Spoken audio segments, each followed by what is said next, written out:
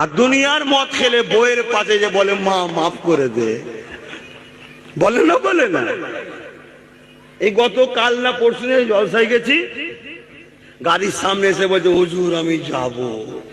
আমি সে কি কথা রে বাবা, তোকে যদি গাড়িতে তুলি আমার হুজুরের ফিউজ উড়ে যাবে। হুজুর আজকাল কাঁধে নিয়ে ঘুরছে, সে পরেশানি পড়ে গেছে, কাঁচ না বা আমি যাব। লাস্টে আমার ছেলেরা আবার ধরলো, আমি ঝগড়া না বললে কি যাও কেউ কথা বুঝে আসছে না। কি হচ্ছে সমাজ, হ্যাঁ? আজকে মদ খেয়ে নিজের মাকে পর্যন্ত হত্যা করে ফেলছে, মদ খেয়ে নিজের ছেলেকে হত্যা করে ফেলছে, মদের নেশায় ঘোর।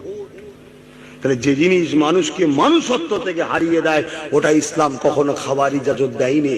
আর ওই ইজাজত যারা ফ্রিতে দিচ্ছে তাদের পিছনেই তোমরা ছুটছো, আছি আছি আছি আছি। থাকো বাবা থাকো, পরকালে যেন শখ করুনি। এদি বলে আমরা খুব চালাক, চালাকি বেরোবে খনি, দাঁড়া না বাপ। তোদের কবরস্থান কোথায়? হ্যাঁ, জন ছেলের কবর হয়েছে একটা দুটো, অনেক হয়েছে না? তোরা হয়তো জানাজাও পড়েছিস। তোটা আমারও কাল হতে পারে, তোমারও কাল হতে পারে। আসার ডেট আছে, মরণের কিন্তু ডেট নেই। যেতে সবাই কি হবে? এই বিশাল পৃথিবীতে এত মানুষ, ফেরেশতা বলেছিল আল্লাহ এত লোক তৈরি করছেন একটুখানি দুনিয়ায়। ওই তো বললাম প্রথম আসমান থেকে দ্বিতীয় আসমান কতটা, এই পৃথিবীর বুকে একটা ছোট বল এতটা। এইটুকু দুনিয়ায় এত লোক, আমার আল্লাহ বলছে সিস্টেম রেখে দিয়েছি, যাবে আর আসবে, যাবে আর আসবে, দুনিয়ায় জায়গা কম পড়বে না।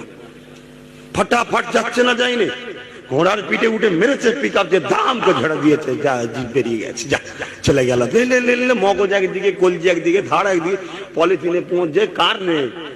আব্দুল করিম, আব্দুল জব্বার না ঘোষ বাবু, কিছু বুঝা যায়নি, পুরো ছেতরে গেছে।